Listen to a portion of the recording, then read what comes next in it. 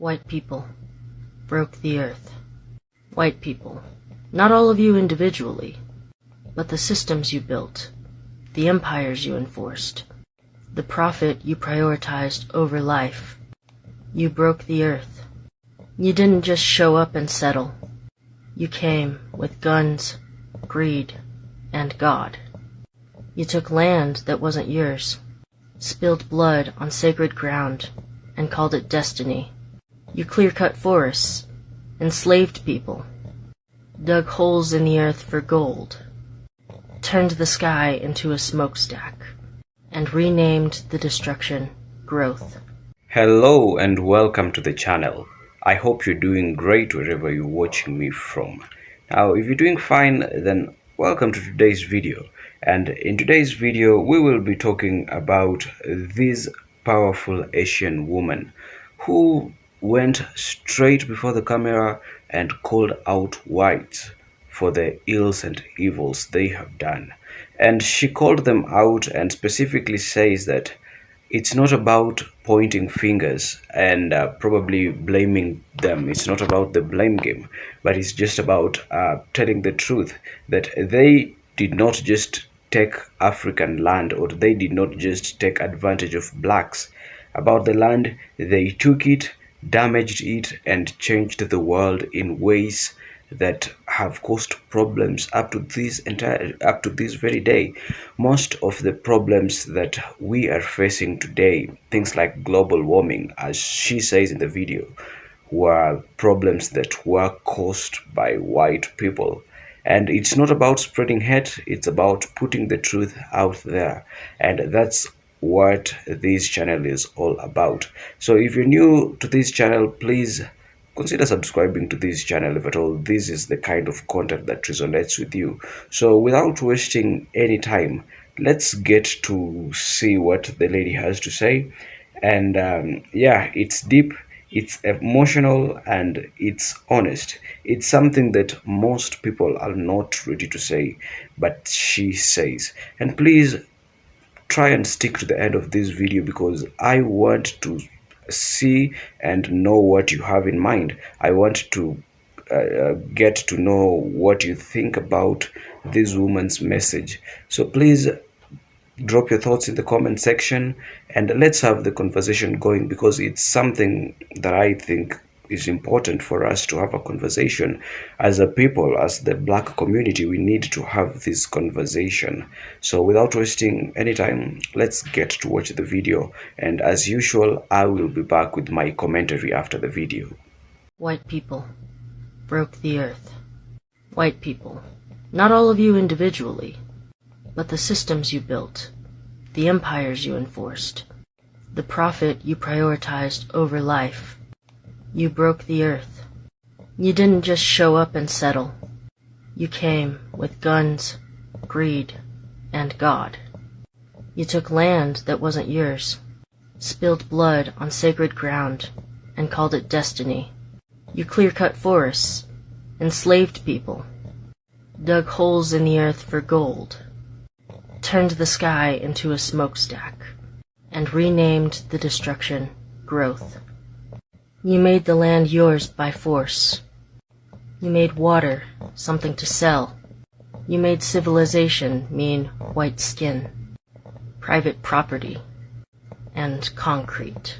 You told the world that nature was wild, that people who honored it were savages, and that domination was salvation. And when the earth cried out, when her lungs burned and her rivers turned black, you didn't stop. You invented new ways to profit from collapse. Now you want to fix it? Now you want to lead the way? No, you are not the solution. You are the crisis. But this story doesn't end with you, because the earth is not dead, not defeated. It is wounded, but it remembers. It remembers those who loved it before you fenced it off, and mined its soul.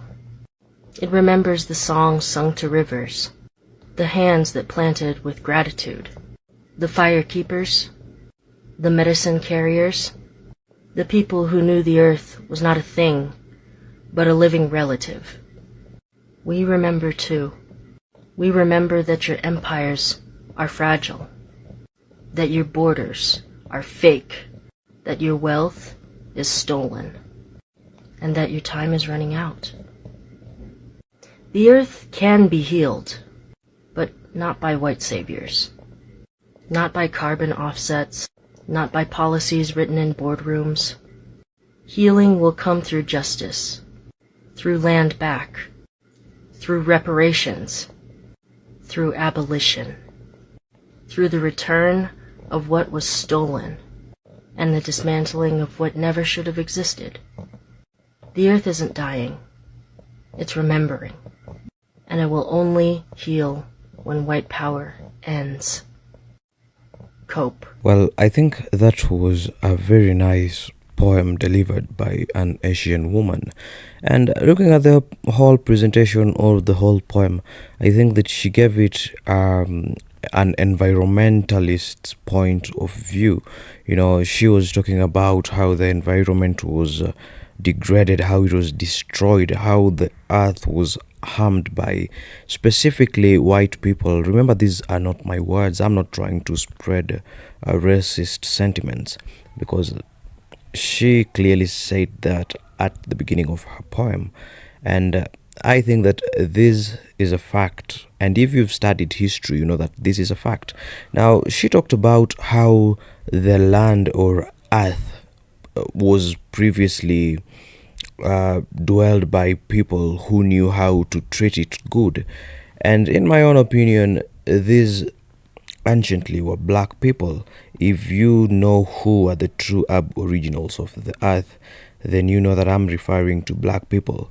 But here came the whites, and they began mistreating the land, and the current problems that we face are just as a result of the unfair treatment that the earth received, and its inhabitants, which were blacks, who were mistreated. And ever since that time, it has always been repeating itself, and the systems that were created during those times are still at play even at this very moment. And most of the problems that the black people are facing are problems that were caused by those systems. And it is really encouraging to see that even an Asian person can see this. Remember, even Asians were originally raised to see black people not as good people, as criminals, not as people who can do anything just or right.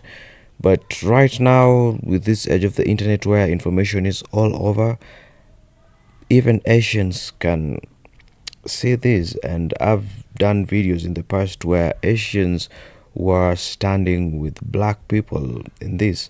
Now, she says that justice will come through land back and reparation, you know, compensating those who are harmed. And that is something that whites are not ready to do. Now, if you're not familiar with what whites did to the blacks in Africa by taking land, by taking minerals and natural resources, here is a clip that will try to explain better or what whites did in Africa. They exploited blacks, and for years they have kept on exploiting blacks, because even if colonialism, because even if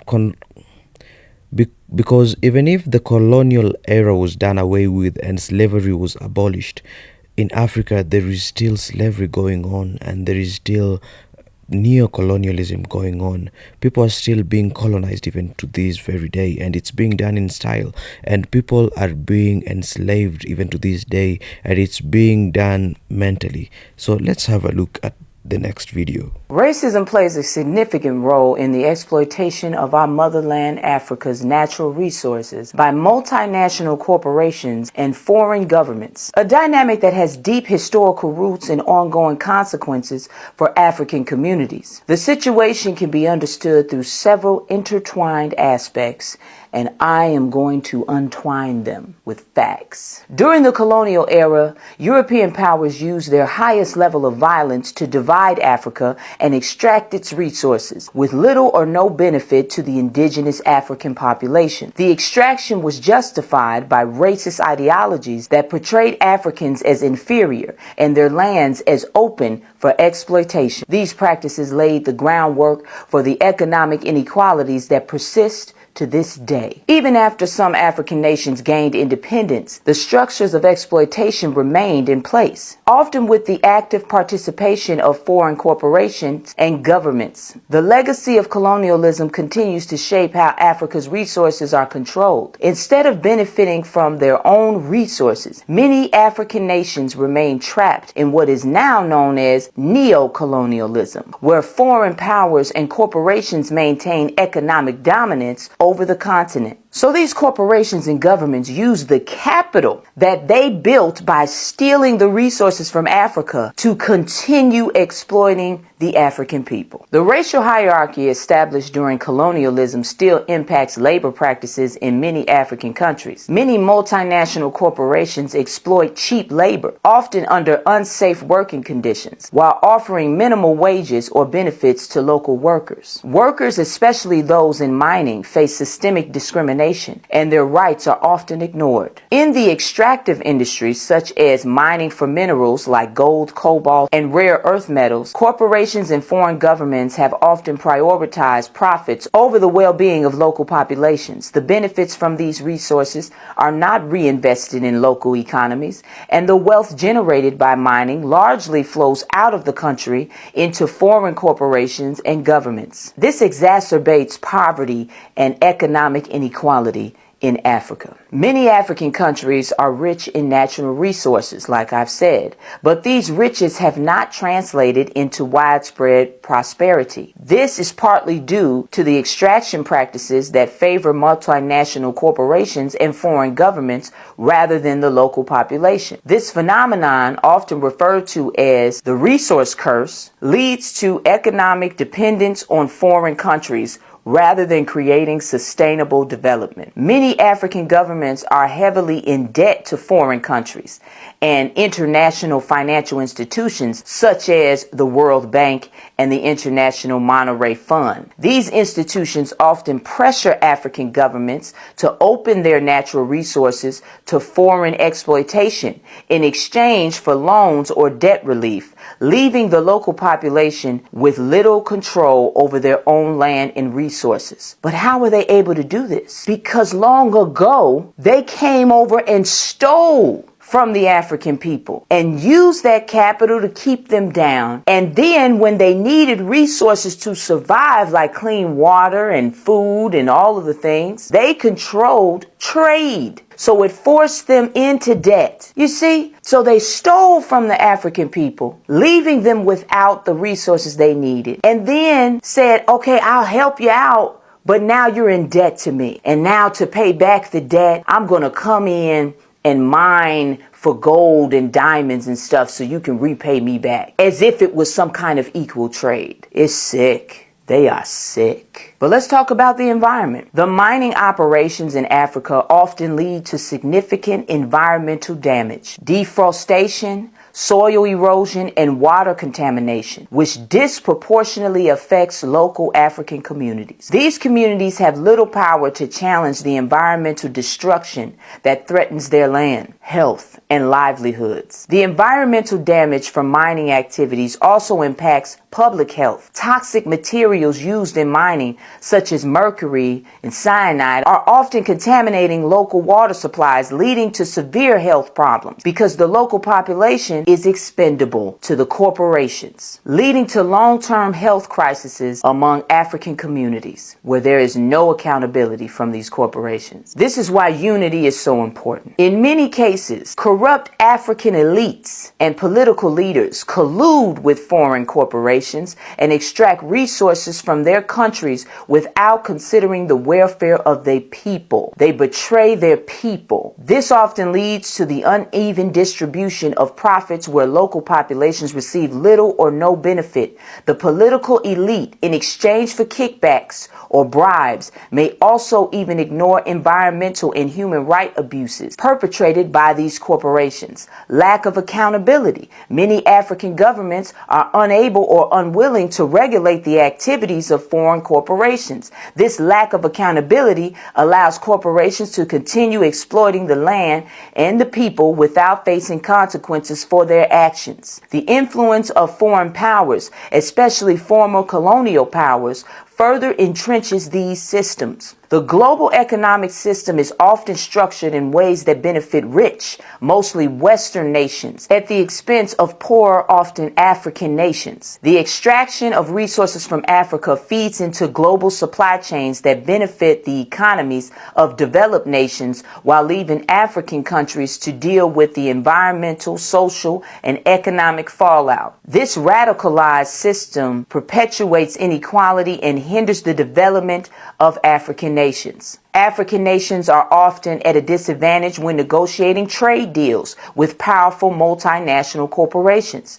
and foreign governments. The terms of these deals are often heavily skewed in favor of foreign interests, resulting in African countries receiving only a small fraction of the profits generated from their own resources. Despite the systemic exploitation, there are numerous examples of African communities and activists fighting for justice, better working conditions, and equitable sharing of resources. Organizations like the African Union, as well as grassroots movements, are pushing for stronger environmental protections, fair trade agreements, and more control over natural resources. There have also been calls for reparations and accountability from foreign colonial powers and multinational corporations for the exploitation of the continent's resources. These demands reflect a broader desire for economic justice and an end to the racial and economic disparities that continue to shape Africa's place in the global economy. The radicalized exploitation of Africa's resources is a complex and deeply entrenched issue